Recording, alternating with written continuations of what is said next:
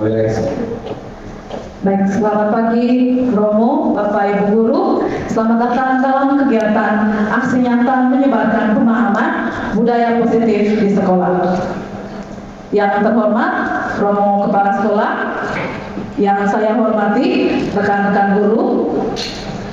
Baik, hari ini kita semua ada di sini untuk mendengarkan materi yang sangat bermanfaat untuk kita semua, yaitu tentang budaya positif di sekolah yang akan dipaparkan oleh rekan kita, Bapak Bernardus Samuel. Selamat pagi, Pak Zen. Baik, sebelum mulai acara kita, mari kita buka acara kita dengan doa. Kepada Pak Bentin kami persilakan.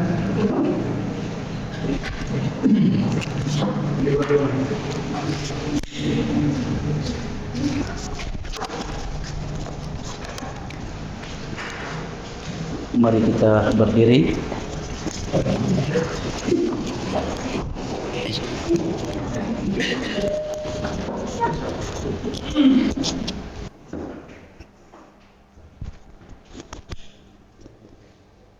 Mari kita menghadap Tuhan dalam doa. Dalam nama Bapa, Ya Allah Tritunggal Maha Kudus, Bapa, Putra dan Roh Kudus.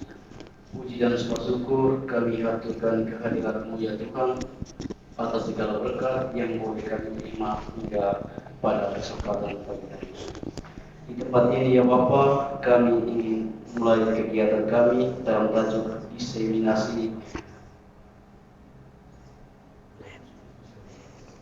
diseminasi menyebarluaskan budaya positif. Karena itu ya Tuhan, berkatilah seluruh rangkaian kegiatan kami pada hari ini, mulai dari awal, di tengah hingga selesai. Dikau kami puji hari ini selalu dan sepanjang segala masa. Amin. Dalam nama Bapa.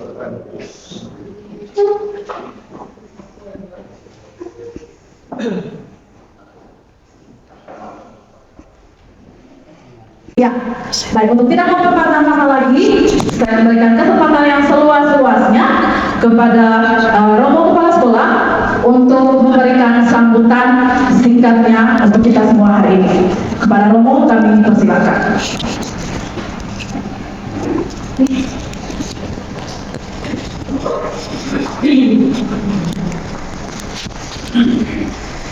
Baik, selamat siang untuk kita semua.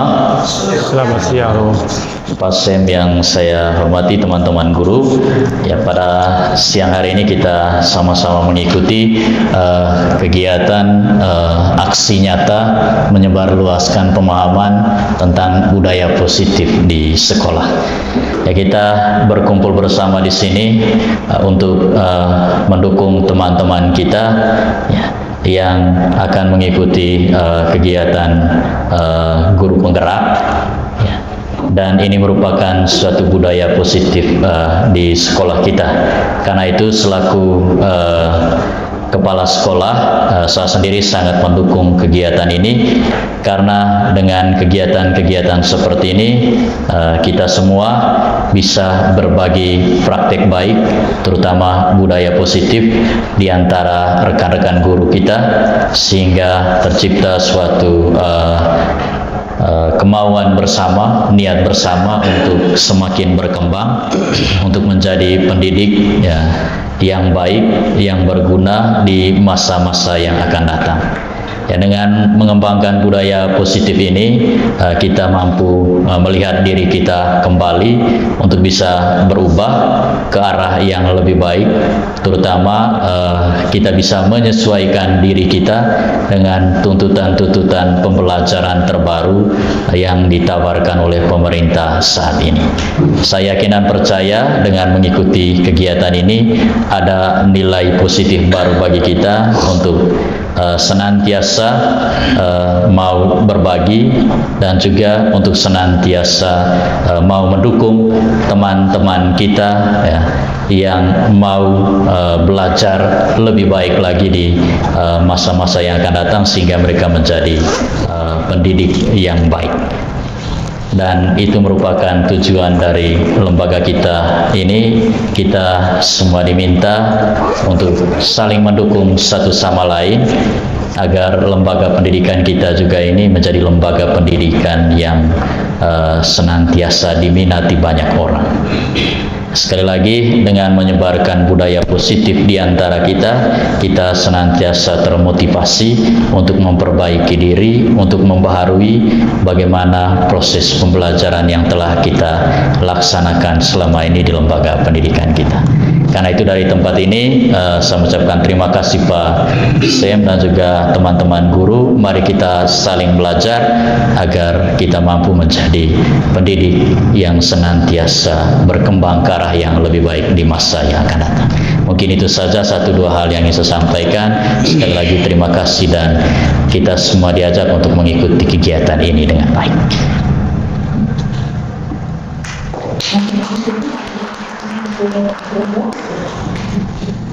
Bapak Ibu sudah siap untuk mendengarkan materi dari Pak Sem? Siap.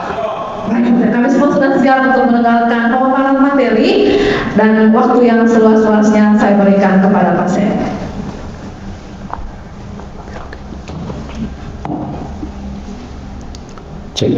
Baik, selamat pagi Bapak Ibu Guru, Romo. Terima kasih atas kesempatannya yang sangat bahagia ini.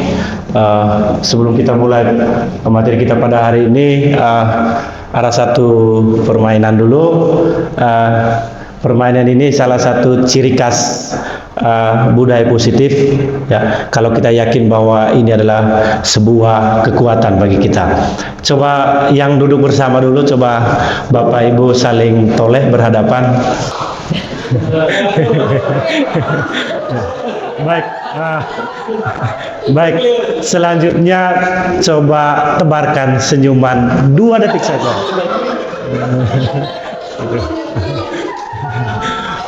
Baik, Bapak Ibu, dengan menebarkan senyuman saja, aura positif itu pasti akan keluar dari diri kita. Aura positif atau aura positif yang keluar dari dalam diri kita itu merupakan suatu potensi atau kekuatan yang paling besar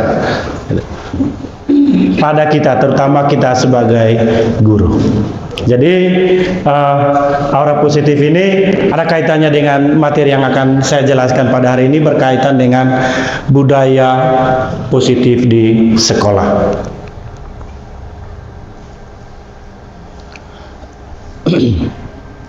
Baik, Ki Hajar Dewantara itu mengumpamakan sekolah itu sebagai sebuah ladang, tempat persemaian bibit. Agar bibit bisa berkembang secara maksimal, maka petani dapat memperbaiki kondisi tanah, memelihara bibit tanaman, memberi pupuk dan air, membasmi ulat-ulat atau jamur yang mengganggu hidup bibit tanaman dan lain sebagainya. Tetapi petani itu tidak bisa merubah kodratnya bibit tanaman itu menjadi dari bibit padi menjadi bibit jagung. Begitupun kita sebagai guru, kita hanya bisa menuntun segala apa yang ada pada anak, atau dengan kata lain, kita tentunya harus berpihak pada murid dengan cara menuntun. Tetapi kita tidak bisa merubah kodratnya, karena itu dasarnya dari anak. Dari uraian tersebut kita dapat memahami bahwa sekolah itu diibaratkan sebagai tanah, tempat bercocok tanam, sehingga guru harus mengusahakan sekolah jadi lingkungan yang menyenangkan, menjaga dan melindungi murid dari hal-hal yang tidak baik. Dengan demikian, karakter murid tumbuh dengan baik sesuai dengan profil pelajar Pancasila. Baik Bapak Ibu, karena kita hari ini mempelajari tentang budaya positif, saya mau tahu bahwa kira-kira itu apa itu budaya positif Bapak Ibu?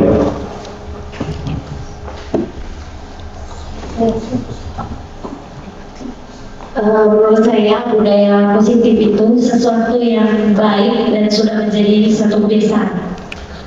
Baik, mari kita beri tepuk tangan untuk Bu Raffi. Mungkin ada lagi? Baik, terima kasih. Kalau menurut saya, mungkin yang pertama kita lihat dulu secara etimologis budaya itu budi dan daya.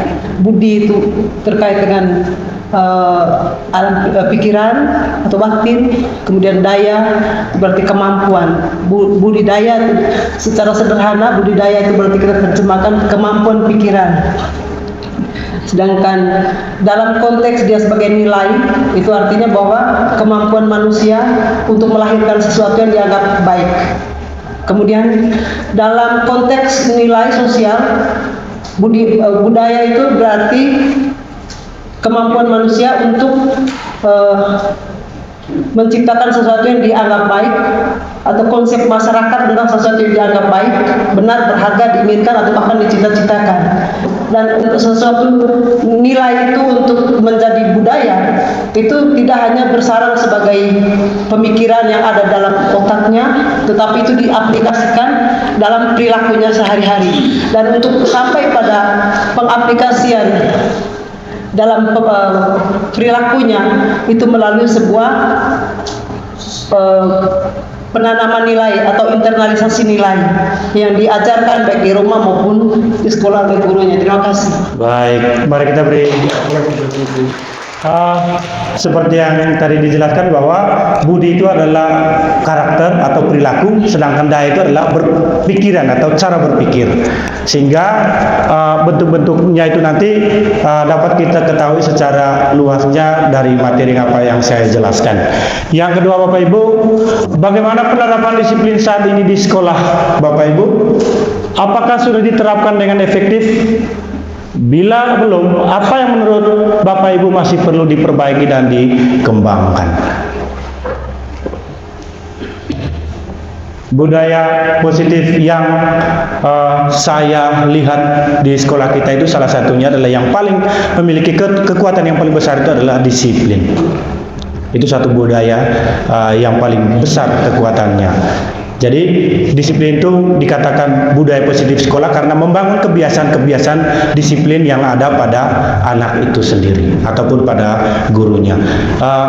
Sementara Bapak Ibu bahwa materi budaya positif ini juga termasuk saya merupakan teguran bagi saya ataupun bagi kita semua bagaimana perilaku kita baik sebagai guru maupun sebagai siswa di sekolah. Apakah sekolah kita sudah tercipta budaya positif? Sudah, Pak Bebe? Sudah. Apa pentingnya menciptakan suasana positif di lingkungan Anda? Tentunya kita merasa aman dan nyaman. Tidak merasa tertekan, baik gurunya maupun juga siswanya merasa aman dan nyaman. Karena kalau kita aman dan nyaman, kita bebas berpikir, kita bebas melakukan apa, ya, kita bebas berinovasi dan yang lainnya, Bapak Ibu. Baik, berbicara tentang budaya positif itu merupakan perwujudan dari nilai kebajikan atau nilai keyakinan universal yang diterapkan di sekolah. Apa itu nilai kebajikan, Bapak Ibu? Nilai kebajikan itulah nilai kebaikan-kebaikan yang diakui secara universal. Misalnya nilai kebaikan apa kira-kira? Nilai kebaikan salah satu contohnya adalah disiplin. Diakui melewati suku, agama, ras dan yang lainnya. Semua orang mengakui bahwa kalau disiplin itu tentunya baik. Itu yang disebut sebagai nilai keyakinan atau kebajikan universal. Selama ini barangkali kita sebagai guru merasa berkewajiban mengontrol perilaku siswa agar memiliki perilaku sesuai yang guru harapkan. Perwujudannya, guru sering memberikan hukuman kepada siswa yang melakukan kesalahan dan memberikan imbalan atau penghargaan terhadap siswa yang melakukan perbuatan yang baik. Padahal menurut teorinya itu kira-kiranya itu tidak boleh dilakukan sama sekali. Jadi kalau kita selalu memberikan penghargaan yang terlalu kepada anak-anak itu, nanti anak-anak ketergantungan terhadap kita. Kalau tidak ada penghargaan, dia tidak bisa melakukan apa-apa. Jadi kalau kita melakukan hukuman, yang jelas anak-anak merasa trauma dan traumanya itu berkepanjangan. dalam jangka waktu yang lama. Jadi berbicara tentang budaya positif adalah budaya-budaya yang baik yang bisa dilakukan di sekolah supaya semua warga atau semua warga lingkungan sekolah itu merasa aman dan nyaman.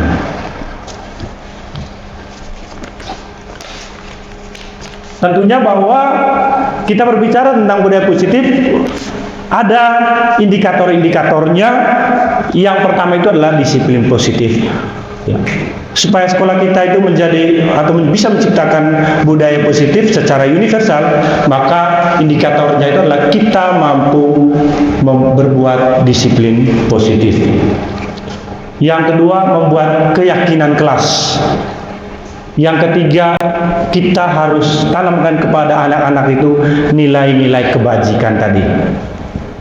Yang keempat, kita juga harus mengetahui kebutuhan dasar manusia.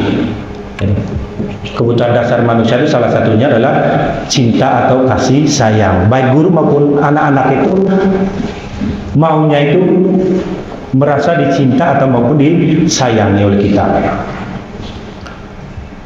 Teori motivasi perilaku manusia, bahwa tidak semua kita itu memiliki motivasi yang berasal dari dalam diri. Ada motivasi karena paksaan, paksaannya karena aturan. Itu misalnya 5 posisi kontrol kita sebagai guru, hukuman dan penghargaan, dan yang terakhir itu segitiga restitusi. Inilah indikator-indikator yang harus kita capai ketika kita menciptakan budaya positif di sekolah.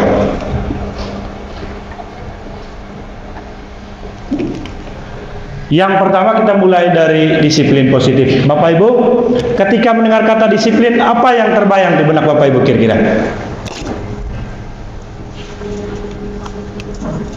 Tentunya berkaitan kata disiplin ini adalah berkaitan dengan peraturan, berkaitan dengan hukuman. Apa yang terlintas? Yang tidak disiplin pasti ada ganjaran, ada konsekuensinya.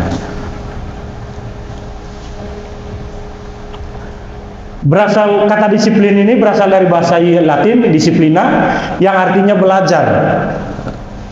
Kebanyakan orang akan menghubungkan kata disiplin dengan tata tertib, teratur, kepatuhan, dan peraturan. Kata disiplin juga sering dihubungkan dengan hukuman, padahal itu sungguh berbeda. Karena belajar tentang disiplin positif tidak harus dengan memberi hukuman. Justru itu adalah salah satu alternatif terakhir, dan kalau perlu tidak digunakan sama sekali. Murid yang memiliki disiplin positif akan memiliki motivasi internal yang tinggi dalam menguasai diri untuk melakukan tindakan yang sesuai dengan nilai-nilai kebajikan universal.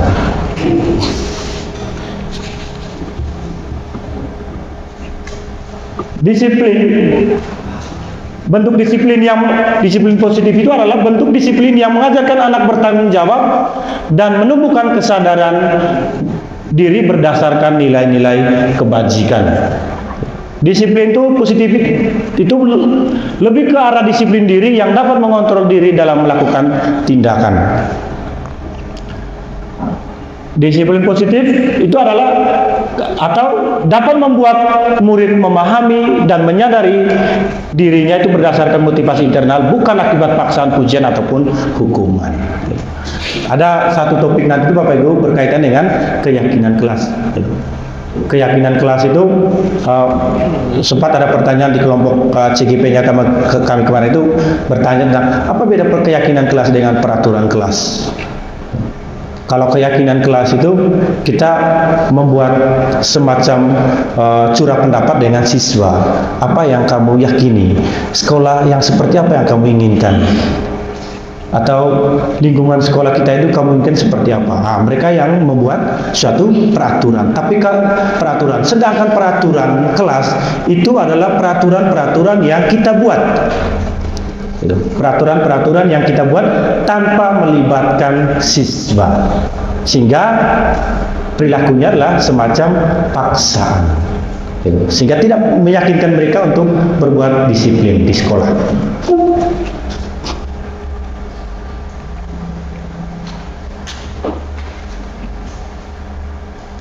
Ini hanya contoh disiplin positif. Memakai seragam sesuai ketentuan, menaati peraturan sekolah, mengerjakan dan mengumpulkan tugas tepat waktu, membersihkan ruangan kelas sesuai jadwal piket yang telah ditentukan. Yang berikutnya itu adalah nilai-nilai kebajikan universal.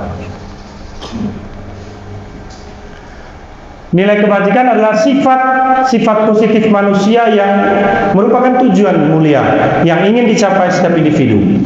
Nilai-nilai tersebut bersifat universal dan lintas bahasa, suku, bangsa, agama maupun latar belakang. Jadi nilai-nilai kebaikan, nilai-nilai universal adalah nilai-nilai yang dianggap baik dan diakui oleh siapapun di dunia ini.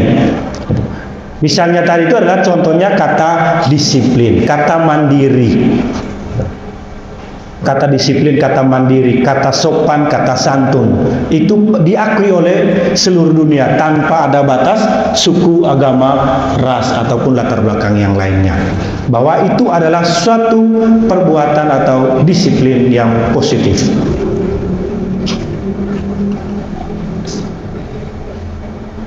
Setiap perilaku atau perbuatan memiliki suatu tujuan menurut William Glasser dalam teori kontrol.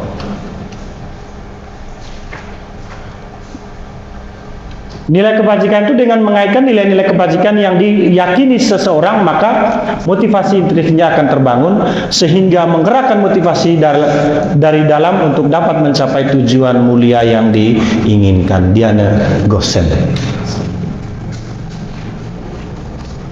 Ya. Kebetulan kita sudah menggunakan atau memakai kurikulum Merdeka. Ini adalah bentuk-bentuk nilai-nilai kebajikan yang diakui oleh kita. Bahwa salah satunya adalah murid harus beriman dan bertakwa kepada Tuhan Yang Maha Esa. Itu salah satu contoh nilai-nilai kebajikan.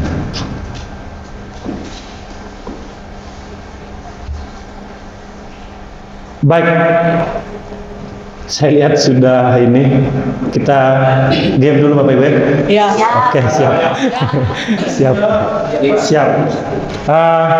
Gamenya itu Bapak Ibu judulnya saya sempat buat di anak-anak kemarin, jika dan maka.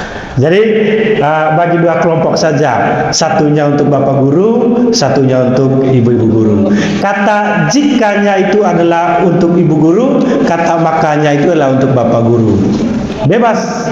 Salah satu contohnya, jika saya menjadi kepala sekolah, maka saya akan melakukan hal-hal yang baik. Salah satu contoh saja Bapak Ibu. Silakan ditulis, harus ditulis Bapak Ibu. Tidak boleh mendengar baru mengikuti. Ya, masing-masing. Ya. Ibu Guru, jika tadi? Ya. Ibu-ibu tulis jika, bila perlu ibu-ibu tulis jikanya itu berkaitan dengan keinginan-keinginan yang tinggi. Bapak-bapak, bila perlu kata makanya itu adalah bertanggung jawab, berkaitan dengan bertanggung jawab.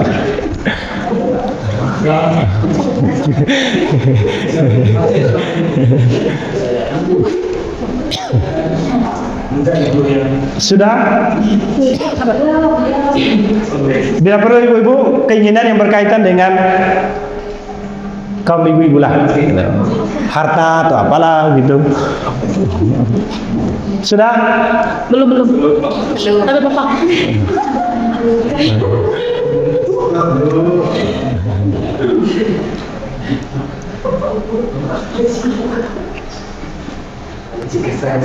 Nanti kalau saya tunjuk Ibu Feni, baru Ibu Feni baca. Selanjutnya saya tunjuk Pak Arfe baca hasil makanya.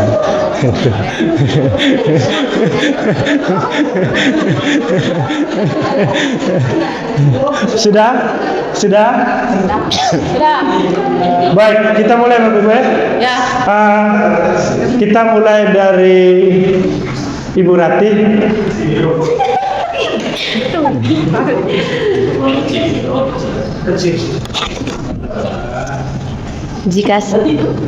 Sambil. Jika saya seorang DPR, Pak Berdin. Pak Berdin. Maka saya akan menjalankan tugas dengan baik. Pak Berdin tidak tulis. Pak Berdin tidak tulis. Pak Berdin tidak tulis. Ternyata Pak Berdin tidak tulis. Yang kita tulis Bapak Ibu. Karena game ini yang membuat kita bergairahnya itu adalah ketidaknyambungannya. Makanya ditulis. Ibu Nancy, silakan.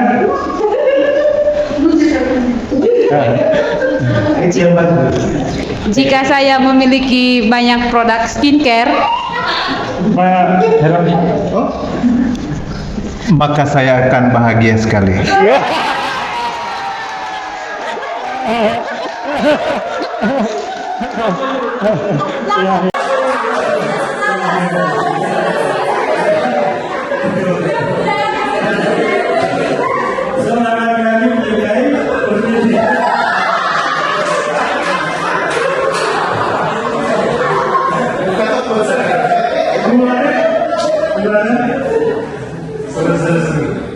Jika saya menjadi seorang presiden, maka saya akan lanjutkan kita makan terus ya.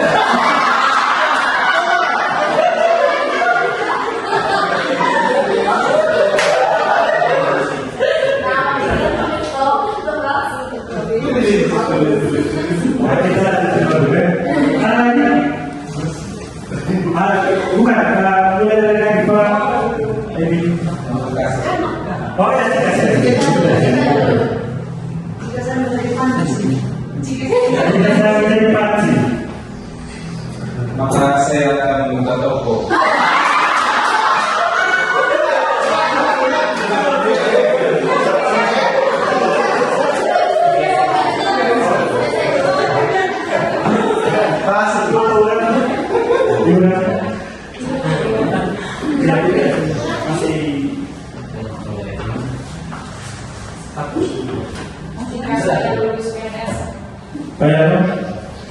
Maka saya akan merasa hebat.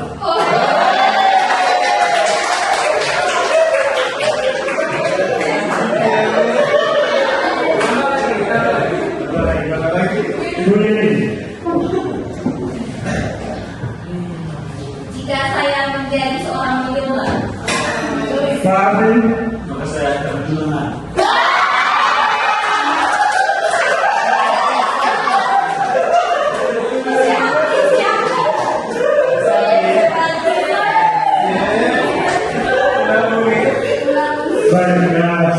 Bapak Ibu, ini kemarin saya coba terapkan di kelas Ibu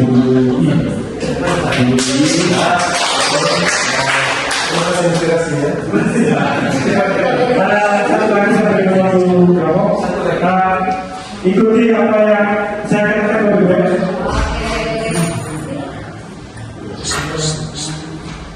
Ikuti apa yang saya katakan. Kalau saya bilang bola, saya ikuti dulu.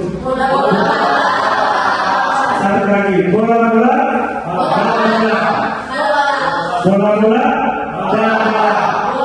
berapa bolanya? 2. Lagi, bola, berapa bolanya? Bola berapa balanya?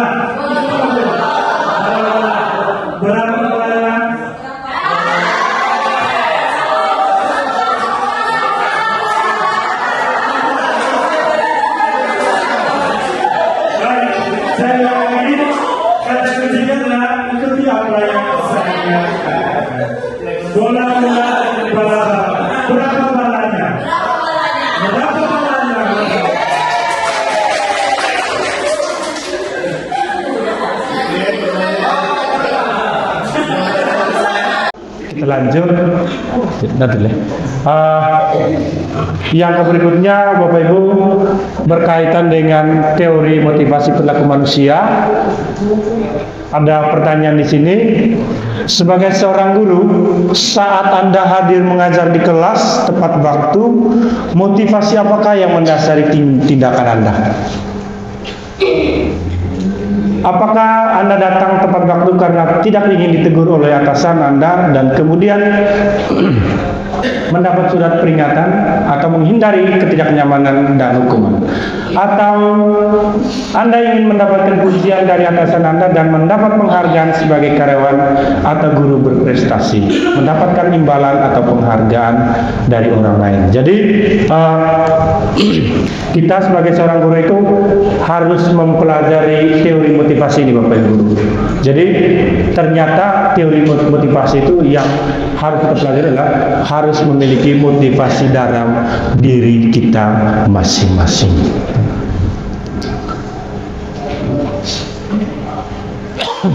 Atau Anda ingin menjadi orang yang menghargai waktu, menghargai diri Anda, menghargai diri Anda sendiri sebagai teladan bagi murid-murid Anda karena Anda percaya tindakan Anda sebagai guru akan dicontoh oleh murid-murid Anda. Ini yang perlu kita pahami dan perlu kita pegang, bahwa motivasi kita itu ingin menjadi orang yang menghargai waktu, menghargai diri Anda sendiri sebagai teladan bagi murid-murid kita.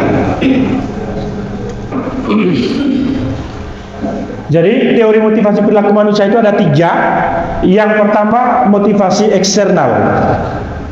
Dalam motivasi eksternal itu segala tindakan itu untuk menghindari ketidaknyamanan atau hukuman. Pertanyaan-pertanyaan yang sering diucapkan oleh orang-orang ini, baik tidak melalui perkataan, apa yang akan terjadi apabila saya tidak melakukannya?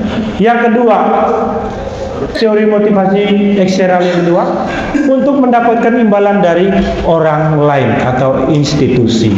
Apa yang akan saya dapatkan apabila saya melakukannya? Jadi menurut Ki Hajar Dewantara Bapak Ibu, bahwa teori motivasi itu harus motivasinya secara internal. Itu merupakan tujuan dari disiplin positif.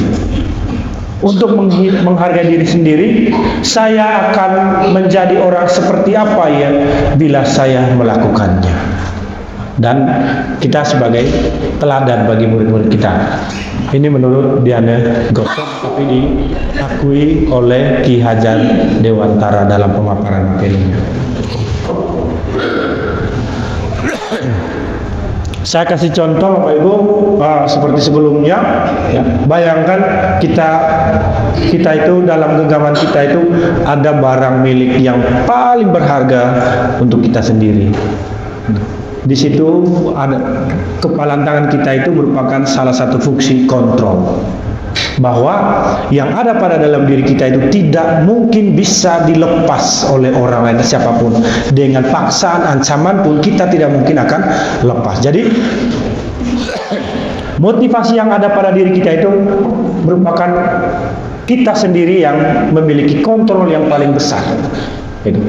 Kekuatan-kekuatan apa yang ada pada dalam diri kita, bagaimana cara untuk menerapkannya dalam proses pembelajaran atau dalam lingkungan sekolah? Tentunya dengan satu kata, kolaborasi. Jadi itu tadi, sekuat apapun orang membuka kepalan tangan kita, genggaman tangan kita itu pasti kita akan membuka. Jadi fungsi kontrol kita itu bisa dikatakan internal, dari dalam, bukan dari luar. Kalau ketika orang bisa membukanya, berarti kita itu dikontrol oleh orang lain.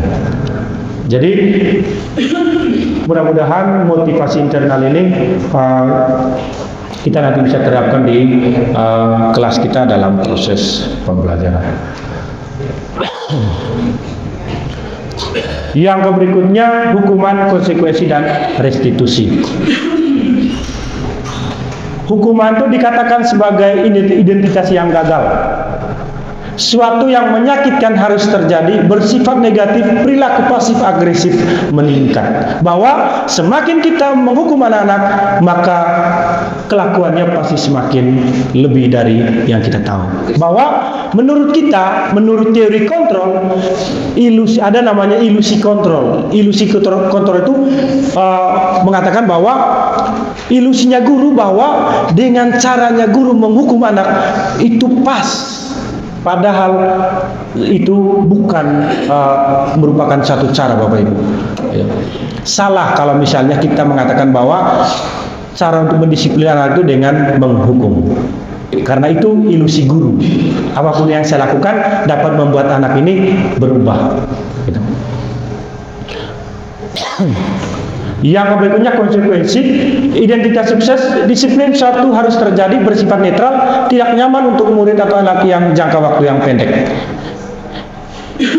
Yang berikutnya adalah restitusi. Inilah yang diinginkan oleh Ki Hajar Dewantara, atau pembelajaran yang berpihak pada murid.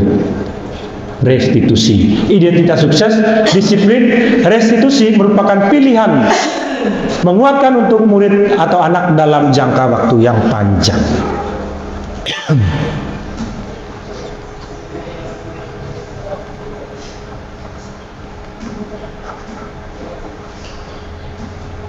Baik, setelah kita saya menjelaskan itu tadi, sedikit ada soal berkaitan dengan hukuman, tindakan, atau restitusi. Mencatat 100 kali dalam buku kalimat, saya tidak akan terlambat lagi karena terlambat ke sekolah. Hukuman atau konsekuensi, Bapak Ibu? Hukuman. Oke, baik. Yang berikutnya, lari mengelilingi lapangan basket 2 kali karena terlambat hadir di sekolah. Hukuman. Oke. Membersihkan coretan yang dibuatnya di meja tulis. Konsekuensi. Sorry. Murid diminta untuk push up 15 kali karena tidak menggunakan masker. Hukuman.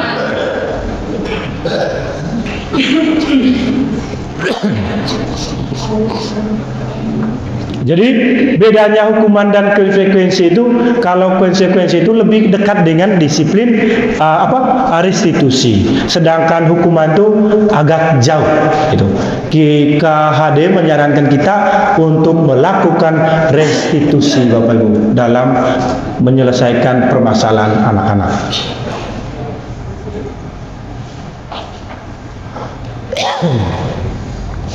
Yang berikutnya adalah keyakinan kelas, topik sebelum yang terakhir.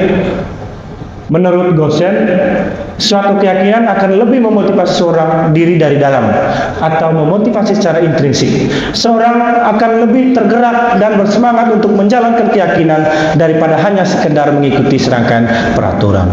Makanya dibuat keyakinan kelas. Kenapa keyakinan kelas dibuat? Karena dia lebih motivasi, karena dia sendiri yang buat keyakinannya. Mengapa keyakinan kelas? Mengapa tidak peraturan kelas?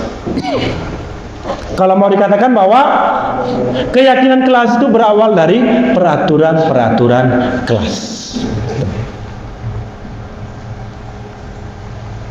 Seperti yang saya sudah jelaskan tadi, bahwa apa perbedaan antara peraturan kelas dengan keyakinan kelas? Kalau peraturan kelas itu peraturan-peraturan yang kita buat, Bapak Ibu, yang guru buat, yang sekolah buat, yang yayasan buat, tanpa melibatkan anak-anak. Jadi kalau keyakinan kelas itu dibuat oleh anak-anak sendiri lewat surat pendapat, dengan satu pertanyaan seperti yang saya bilang tadi, bahwa kelas atau sekolah impian apa yang anak-anak mau atau yang anak-anak inginkan. Nanti curahkan pendapatnya lewat sebuah kertas. Jadi keyakinan kelas itu, Bapak Ibu, tidak harus 15 poin. Tidak harus 15. Yang wajib dan selalu diingat, biar 3 poin saja. Kalau itu sudah dipenuhi oleh anak-anak, 6 bulan, 5 bulan kemudian bisa kita tambahkan ini. Karena keyakinan kelas itu bisa berubah-ubah sewaktu-waktu kalau ada perubahan.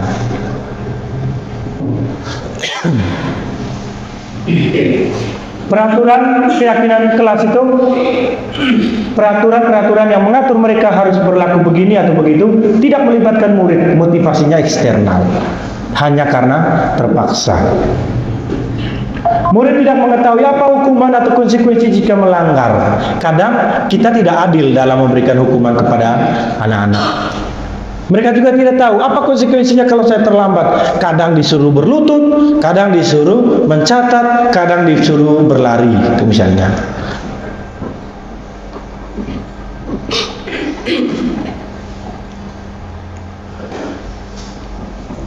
Keyakinan kelas adalah setiap tindakan atau perilaku yang kita lakukan di dalam kelas dapat menentukan terciptanya sebuah lingkungan positif. Perilaku warga kelas tersebut menjadi sebuah kebiasaan yang akhirnya membentuk suatu budaya positif. Itu tadi, mulai dari peraturan kelas, keyakinan kelas, tingkatannya setelah keyakinan kelas, keyakinan sekolah, dan terciptanya budaya positif dalam satu sekolah.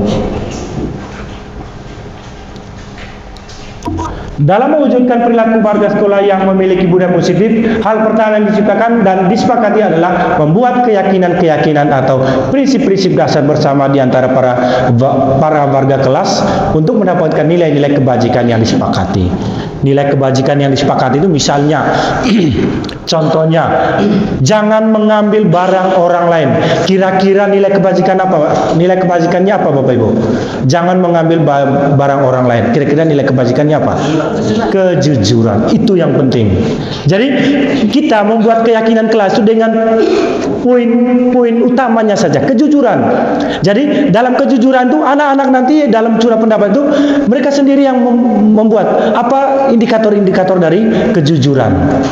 Gitu. Salah satunya adalah ikut mengantri, gitu.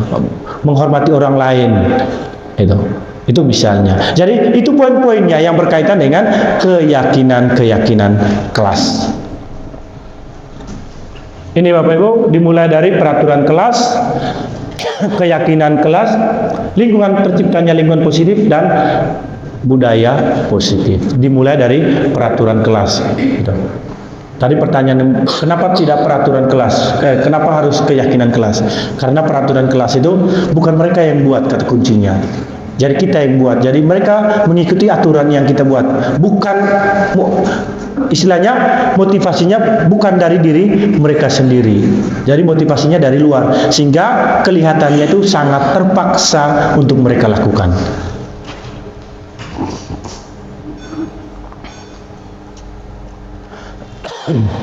Suatu keyakinan kelas akan lebih memotivasi seorang dari dalam atau memotivasi secara intrinsik.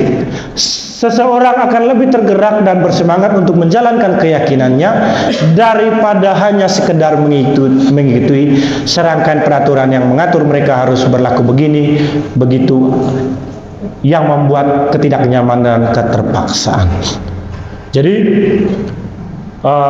misalnya Bapak Ibu, mulai tahun ajaran baru ini nanti kita akan membuat satu perancangan bagaimana caranya kita memulai membuat keyakinan kelas. Karena kalau satu orang saja yang buat Bapak Ibu, jadi tidak akan bisa diterapkan. Jadi wajib kita semua untuk mulai dari tahun ajaran baru itu mulai dari keyakinan kelas dulu. Keyakinan kelas apa saja yang kita mau tanamkan.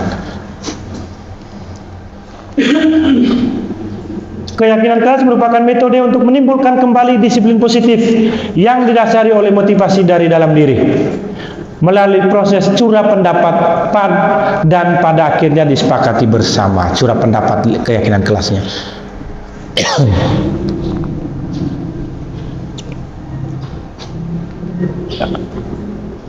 Dia bersifat abstrak. Keyakinan kelas ini poin-poinnya bersifat abstrak. Kenapa abstrak? Karena bukan kita yang tentukan sendiri. Jadi penentuannya itu berdasarkan setuju dan tidaknya kita sebagai guru dan siswa. Mana yang kamu yakini dan kamu bisa berbuat seperti itu. Oh, jujur Pak, kejujuran. Oh, silakan kita buat kesepakatan. Kejujuran merupakan salah satu keyakinan kita. Apa indikator kejujuran yang kamu buat? tidak boleh apa tadi misal satunya, tidak boleh mengambil barang orang lain, apalagi kejujurannya. Nah, itu poin-poinnya di dalamnya. Tapi nilai kebajikannya itu adalah kejujuran. Senantiasa dibuat dalam bentuk positif. Maksudnya begini, tidak boleh menggunakan kata ya. Salah satu contohnya adalah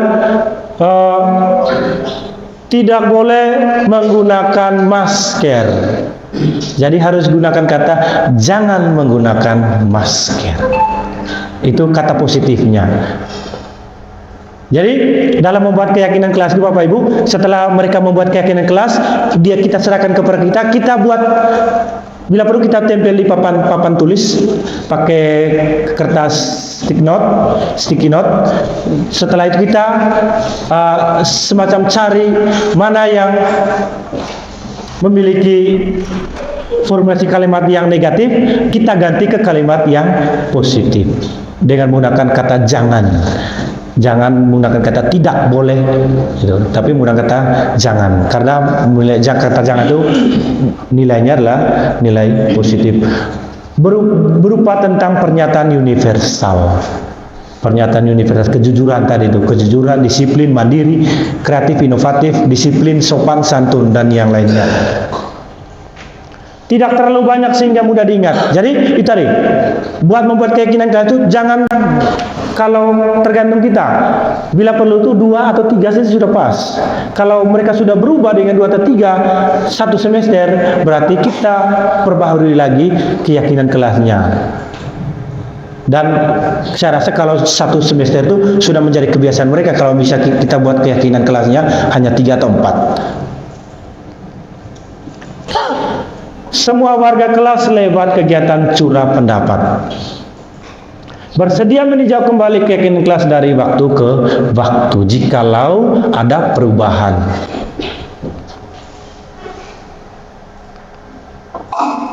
Contoh keyakinan kelas: datang tepat waktu, menjaga kebersihan, saling menghormati dan menghargai, mandiri.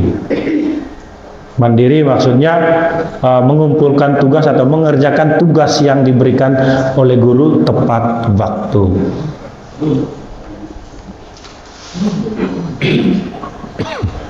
Baik, ini seperti yang tadi, ini coba kita jawab sama-sama ini Bapak Ibu, berkaitan dengan keyakinan.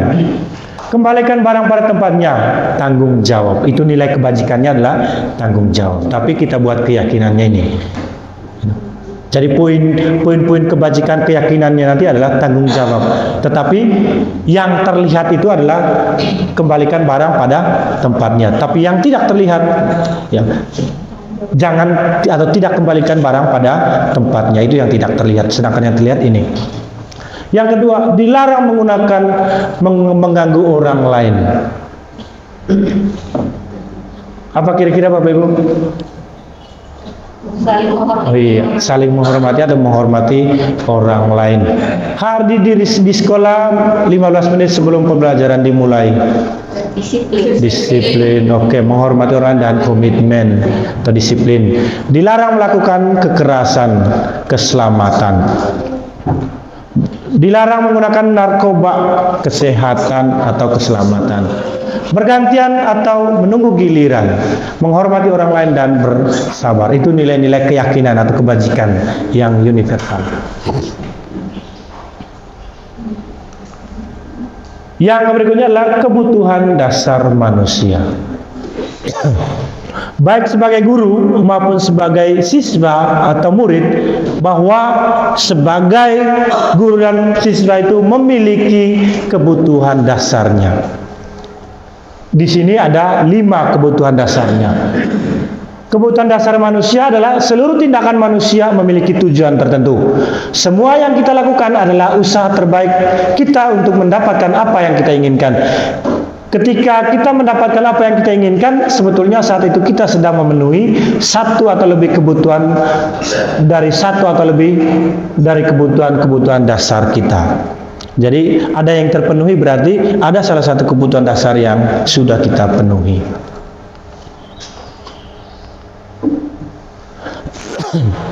Kebutuhan dasar manusia itu ada 5, survival atau bertahan hidup. Berkaitannya dengan kebiasaan manusia secara fisiologis. Bahwa manusia itu membutuhkan makanan, pakaian, perumahan. Gitu. Jadi salah satu contohnya adalah ketika kita melihat ketika kita melihat menegur anak yang terlambat itu kadang kita langsung memvonis bahwa kau terlambat. Tidak pernah menanyakan mungkin ada kebutuhan dasarnya yang tidak terpenuhi.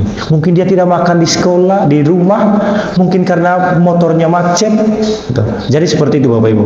Jadi dengan memahami kebutuhan dasar ini kita harus pahami anak terlambat itu jangan dulu divonis, kau dulu tanya dulu apa dasarnya kamu terlambat. Jangan sampai salah satu kebutuhan dasarnya bertahan hidup ini adalah kurang darinya.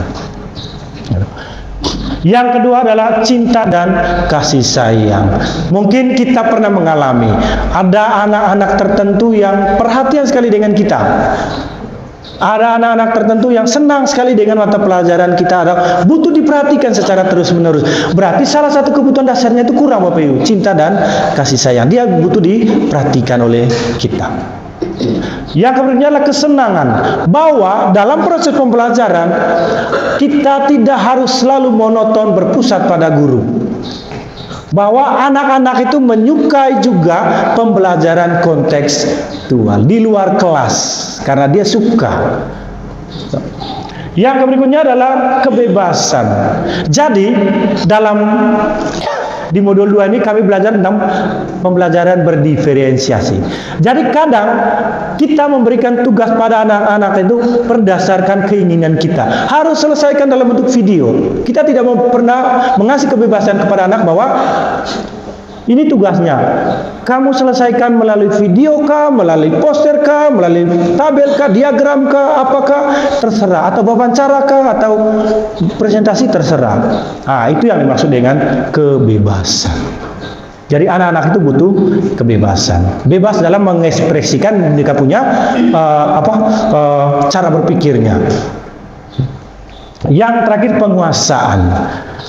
Penguasaan ini berkaitan dengan dalam proses pembelajaran itu wajib bagi kita untuk selalu memberikan apresiasi kepada anak-anak, karena anak-anak itu butuh penguasaan diri. Gitu. Apresiasi itu bukan harus selalu dengan uang, tepuk tangan, kita berikan applause untuk dia, pujian dan yang lainnya, tapi jangan terlalu berlebihan. Jadi inilah kebutuhan dasar manusia.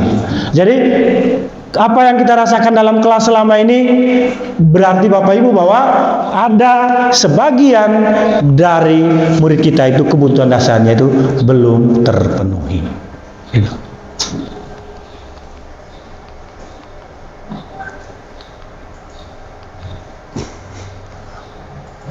Kebutuhan untuk bertahan hidup bersifat fisiologis, misalnya kesehatan rumah dan makanan.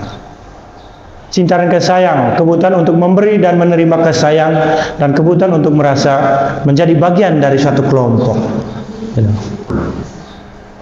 Kadang kita dalam satu kelas itu pilih terus, sehingga anak merasa tidak adil kalau kita selalu memanggil anak-anak yang kita rasa pintar dia, sehingga mereka rasanya tidak ada rasa kasih sayangnya yang mereka terima. Jadi seperti itu. Kekuasaan atau power, kebutuhan ini meliputi keinginan untuk dianggap berharga, bisa membuat perbedaan, bisa membuat pencapaian kompeten diakui, dihormati, meliputi self esteem dan keinginan untuk meninggalkan pengaruh, seperti saya bilang tadi, dengan memberikan aplaus, pujian. Maka kebutuhan anak-anak itu salah satunya adalah kekuasaan. Yang berikutnya kebebasan. Kebutuhan akan kemandirian, otonomi, memiliki pilihan. dan mampu mengendalikan arah hidup seseorang. Anak-anak dengan kebutuhan kebebasan yang tinggi menginginkan pilihan. Menginginkan pilihannya itu adalah berdasarkan kemampuannya mereka. Kita selama ini kasih tugas di anak-anak itu berdasarkan apa yang kita mau, bukan berdasarkan kemampuan anak-anaknya kita. Jadi kalau anak-anaknya mampu tidak mampu mengelola aplikasi CapCut, jadi pasti dia hanya bisa, Pak, bisa tidak saya tulis dalam ringkas saja hasil tugasnya? Bisa, tidak apa-apa. Intinya kalau kamu mampunya di mana, silakan dikerjakan. Itulah yang disebut juga dengan pembelajaran berdiferensiasi. Ya, yang memang pembelajaran diferensiasi itu ada produknya, ada kontennya, dan ada prosesnya. Jadi bila perlu kita mengakomodir semua model pembelajaran itu, baik prosesnya seperti apa, produknya seperti apa, kontennya seperti apa. Kesenangan, kebutuhan untuk mencari kesenangan bermain dan tertawa. Anak-anak dengan kebutuhan dasar kesenangan yang tinggi biasanya ingin menikmati apa yang dilakukan. Mereka juga bisa berkonsentrasi sangat tinggi saat melakukan kegiatan-kegiatannya. Misalnya tadi kita mencoba untuk selalu memperbarui metode pembelajaran yang kita punya, Bapak Ibu. Intinya adalah apa saja metode pembelajaran tapi berkaitan dengan kontekstual. Ada beberapa pertanyaan, ada satu kasus di sini, Bapak Ibu. Tahun ini Dimas genap usia 17 tahun. Ia senang sekali ketika ayahnya memulai mengajarkan cara menyetir mobil. Setiap akhir pekan ia berlatih menyetir. Ia terlihat senang sekali berlatih sampai akhirnya ia bisa menyetir mobil dengan baik dan lancar. Ketika ibunya bertanya kepada Dimas, apa yang membuat dia ingin bisa menyetir mobil, dan ketika jawaban Dimas adalah seperti kebutuhan yang dia ingin penuhi. Salah satunya adalah, aku merasa bangga dan keren. Jenis kebutuhan yang mau dia penuhi adalah penguasaan. Biar bisa jalan-jalan naik mobil sama teman-temanku, ya, kesayangan dan rasa diterima. Menyetir mobil itu seru, kesenangan. Gitu. Kebebasannya tidak ada.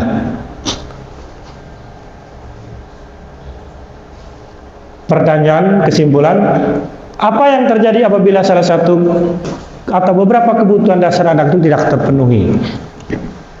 Kira-kira bagaimana Bapak Ibu? Apa yang terjadi apabila salah satu atau beberapa kebutuhan dasar anak itu tidak terpenuhi? Menimbulkan ketidakseimbangan. Menimbulkan ketidakseimbangan. Apalagi Bapak Ibu? Ketidaknyamanan. Terjadi ketidaknyamanan.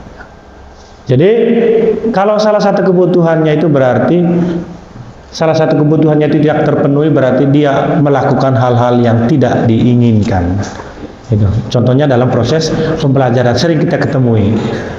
Alasannya tidak kerja tugas. Kenapa tidak kerja tugas? Berlutut. Padahal lampunya padam di rumah, belum makan, tidak ada nasi di rumahnya. Gitu. Jadi itu Bapak Ibu.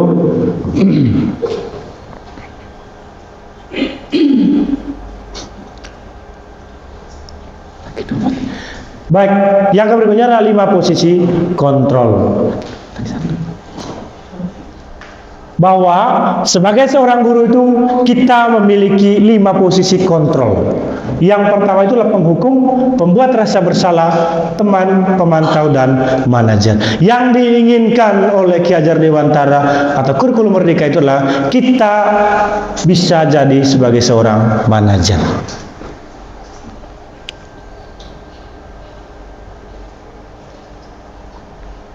Seorang penghukum, yang pertama posisi kontrol penghukum, seorang penghukum bisa menggunakan hukuman fisik maupun verbal.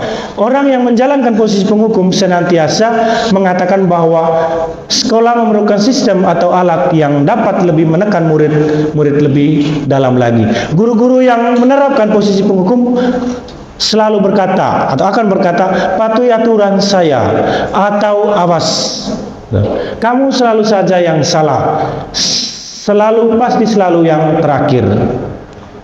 selesai. Guru seperti ini senantiasa percaya hanya ada satu cara agar pembelajaran bisa berhasil, dengan menghukum. Menurut dia.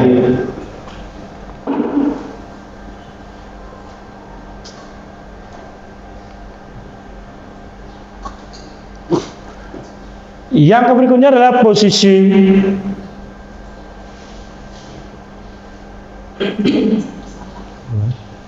pembuat rasa bersalah.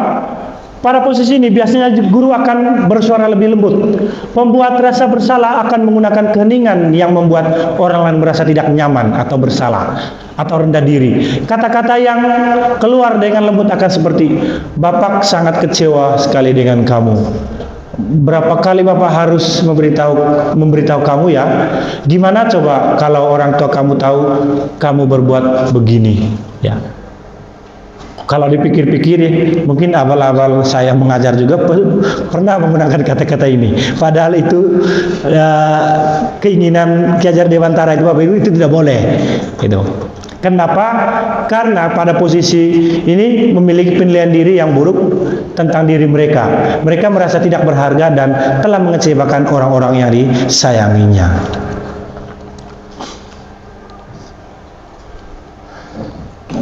Yang berikutnya adalah posisi teman.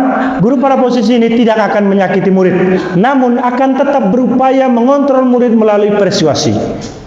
Posisi teman pada guru bisa negatif ataupun positif. Posisi di sini berupa hubungan baik yang terjalin antara guru dan murid. Guru di posisi teman menggunakan hubungan baik dan humor untuk mempengaruhi seseorang. Mereka akan berkata, "Ayo bantulah demi Bapak ya. Ayo ingat tidak bantuan Bapak selama ini. Ya sudahlah, kali ini tidak apa-apa. Nanti Bapak bantu bereskan." Saya juga dulu awal-awal menjadi seorang guru itu pernah seperti ini. Saking kesalnya dengan murid, ya. Pernah mengeluarkan kata-kata. Hal negatif dari posisi teman adalah bila suatu saat guru tersebut tidak membantu, maka murid akan kecewa dan berkata, "Saya pikir Bapak adalah teman saya." Murid merasa dikecewakan dan tidak mau lagi berusaha. Hal ini yang mungkin timbul adalah murid hanya akan bertindak untuk guru yang tertentu dan tidak untuk guru yang lainnya. Jadi posisi teman ini ada yang senang dengan guru yang satu, guru yang lain ada yang tidak senang. Jadi seperti itu contohnya. Yang berikutnya adalah pemantau. Memantau berarti mengawasi. Pada saat kita mengawasi, kita bertanggung jawab atas perilaku orang-orang yang kita awasi. Posisi pemantau berdasarkan pada peraturan-peraturan dan konsekuensi.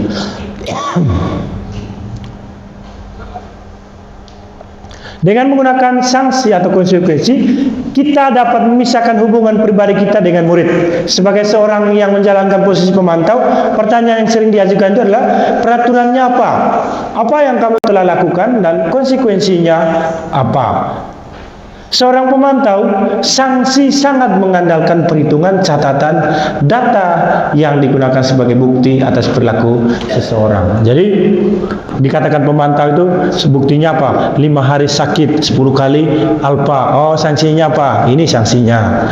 5 kali bolos. Oh, dia membutuhkan data sebagai seorang pemantau. Yang berikutnya adalah seorang manajer. Posisi sebagai seorang manajer.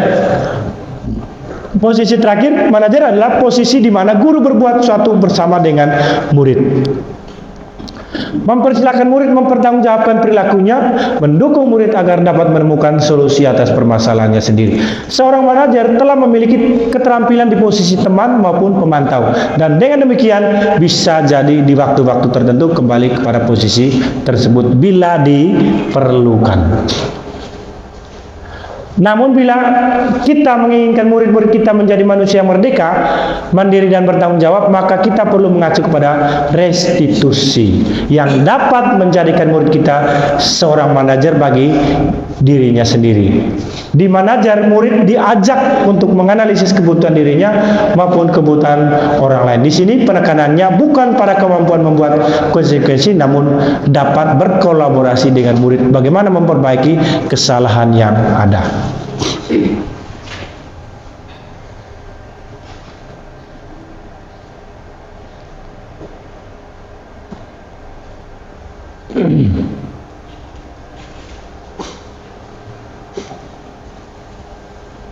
Kalau kita lihat tabel ini Bapak Ibu Guru, 5 posisi kontrol. Guru berbuat kalau penghukum posisinya sebagai penghukum, menghardik, menunjuk, menyakiti dan menyindir. Kalau posisinya pembuat merasa bersalah, berceramah dan mengatakan seharusnya ibu kecewa. Sebagai teman, membuat alasan-alasan untuk muridnya. Pemantau, menghitung dan mengukur. Manajer mengajukan pertanyaan-pertanyaan. Itu salah satu contohnya. Baik, ada beberapa soal di sini Bapak Ibu berkaitan dengan 5 posisi kontrol. Yang pertama itu, saya kecewa sekali dengan kamu. Posisinya apa kira-kira Bapak Ibu? Pembuat merasa bersalah. Kamu tidak pernah benar melakukannya. Penghukum. Oke. Ayolah lakukan demi ibu atau bapak, teman. Oke. Apakah kamu mau mendapatkan stiker bintang pada hari ini? Pemantau. Ya. Bagaimana kamu bisa menyelesaikan masalah ini? Manajer. Kamu selalu yang paling terakhir. Penghukum. Oke.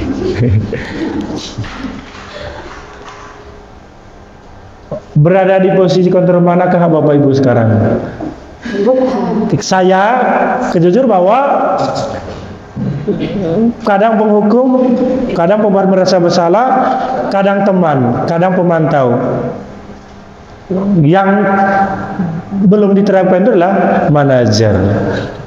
Jadi mudah-mudahan ketika kita mempelajari materi pada hari ini, di tahun ajaran baru nanti mudah-mudahan kita mulai melaksanakan posisi kontrol kita sebagai seorang manajer. Nanti materi ini nanti akan kita lebih detailnya itu pada kegiatan MGMP, terutama berkaitan dengan materi tentang restitusi.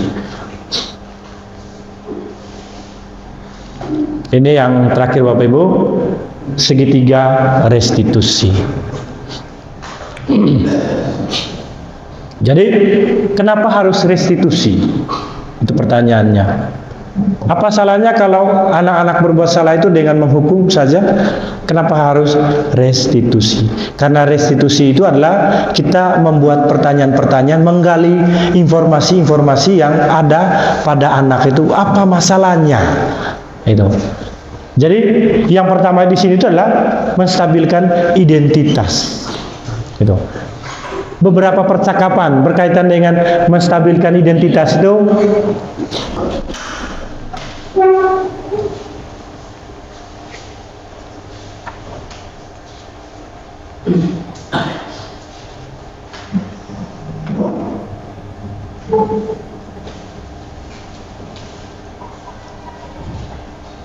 ini salah satu contohnya. Kebetulan Ibu Enci kemarin ada tugas yang dia berikan dan tidak dikerjakan oleh anak-anak. Pak Guru tadi mendapat laporan dari Ibu Encik, guru fisika, sebenarnya apa yang terjadi? Ya Pak, tadi pada jam pelajaran fisika saya belum mengerjakan tugas PR. Mengapa kamu belum mengerjakan PR? Saya merasa malas Pak, karena soalnya sulit. Apakah kamu tidak paham ketika pelajaran fisika berlangsung? Iya Pak. Baiklah, nah ini validasi tindakan. Menstabilkan identitas. Ini salah satu contohnya. Baiklah, Pak Guru tidak mencari siapa yang salah dalam hal ini, tetapi saya mau mencari solusi dari permasalahan ini. Jawabannya, baik Pak. Saya tahu kamu pasti, ini validasi tindakan yang salah. Saya tahu kamu pasti senang melakukan hal ini, tetapi kamu juga harus tahu bahwa masalah ini dapat merugikan kamu sendiri dan mendapatkan masalah. Itu. Setelah ini pertanyaan pengantarnya, setelah itu kita kaitkan validasi tindakan salah ini dengan keyakinan kelas yang kita sudah buat. Itu. Sekarang mari kita berbicara tentang keyakinan kelas yang kita sudah bahas waktu itu. Apakah apa yang kita percaya, perbuatan tidak mengerjakan tugas itu salah satunya adalah keyakinan kelasnya adalah tidak bertanggung jawab atau bertanggung jawab. Apa yang kita percaya? Mana yang belum kamu tunjukkan? Pasti dia jawab, oh saya belum kerja tugas. Apa yang belum tunjukkan? Bertanggung jawab Pak. Karena itu keyakinan, kebijakan, kebajikan universal yang kita sudah pernah buat. Kamu sudah mengingat keyakinan kelas kita, dan ketika kamu tidak mengerjakan PR, apakah hal itu sudah sesuai dengan keyakinan kelas kita? Itu validasi tindakan yang salah.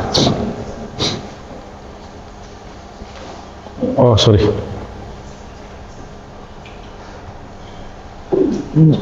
Guru, baik. Untuk memperbaiki masalah ini, kira-kira apa yang akan kamu lakukan? Membuat keyakinan. Saya akan minta maaf kepada Ibu Encik dan akan meminta tugas yang baru serta tidak akan mengulanginya lagi. Itu yang dimaksud dengan langkah-langkah restitusi. Saya sedikit kembali ke restitusinya, menjelaskan itunya Bapak Ibu.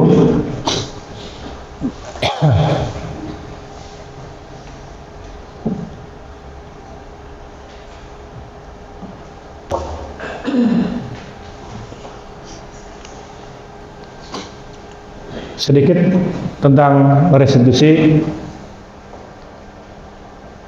Segitiga restitusi adalah sebuah tahapan untuk memudahkan guru dan orang tua dalam melakukan proses untuk menyiapkan anak untuk melakukan restitusi. Restitusi adalah proses menciptakan kondisi bagi murid untuk memperbaiki kesalahan mereka, sehingga mereka bisa kembali pada kelompoknya dengan karakter yang lebih kuat menurut Diana Gosen. Langkah-langkahnya tadi adalah menstabilkan identitas. Anak yang melanggar peraturan karena sedang mencari perhatian adalah anak yang sedang mengalami kegagalan. Dia mencoba untuk memenuhi kebutuhan dasarnya, namun ada. Ya Allah Tritunggal Maha Kudus, Bapa, Putra dan Roh Kudus, puji dan syukur kami haturkan kehadirat-Mu ya Tuhan, atas segala berkat yang boleh kami terima hingga pada kesempatan pagi hari ini. Di tempat ini ya Bapa, kami ingin mulai kegiatan kami dalam tajuk diseminasi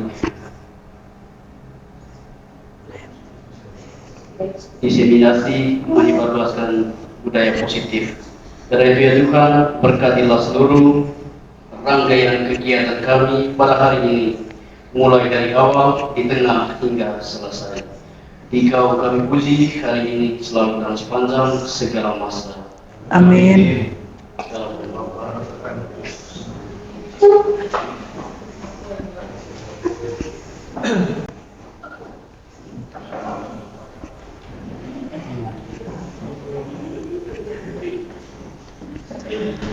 Baik, terima kasih untuk Pak Bertin yang telah memimpin kita dalam doa hari ini.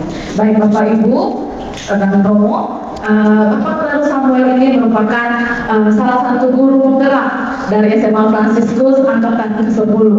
Kita patut berbangga bahwa satu teman kita, rekan kita sudah menjadi guru penggerak angkatan ke-10. Atau bagaimana? Sudah suka kan untuk